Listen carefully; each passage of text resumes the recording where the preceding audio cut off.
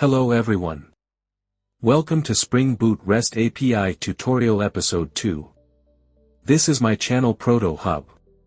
In this video, I will explain you what is REST API and REST architecture is. Let's move on. REST is an architectural style to create a standard protocol and some definitions to help the two servers to communicate with each other. It works with HTTP-based protocol.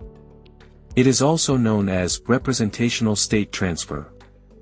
REST uses less bandwidth, and it is very simple to develop.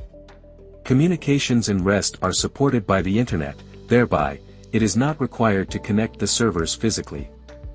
REST is designed using HTTP-based methods. The next topic we are going to see is the principles of REST architecture. There are 6 principles in REST architecture.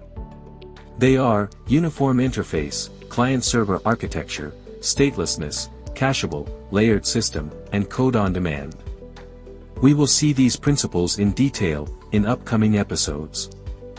That's it. In this video, we have seen what is REST architecture and uses of it.